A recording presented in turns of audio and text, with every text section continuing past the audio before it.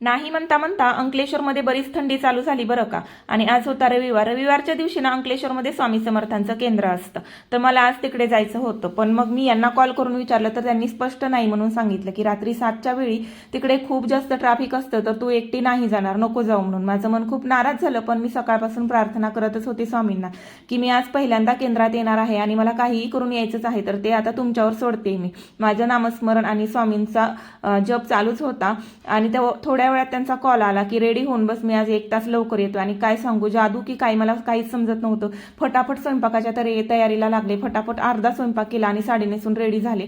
त्यांची यायची वाट बघत होते, तेवढ्यात ते आले. फटाफट शिवला सोबत घेतलं आणि आम्ही तिघं मिळून केंद्रात गेलो. आणि खरं सांगू का, मी पहिल्यांदा स्वामी समर्थांच्या केंद्रात गेली होती बरं का. घाई गडबडीत धावत पळत आम्ही पोहोचलो. अर्धी आरती झाली होती आणि अर्धी बाकी होती, तर तेवढी का होईना आम्हाला सापडली. दर्शन झालं, स्वामींचं दर्शन घेतलं, मनाला खूप प्रसन्न वाटलं आणि माझी आजची इच्छा पूर्ण झाली.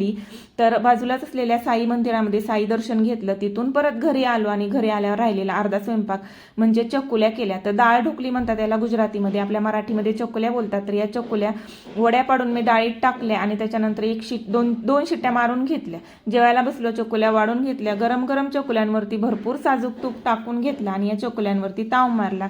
तुम्ही चकुल्या कधी खाता का नाही कमेंटमध्ये सांगा. चला बाय.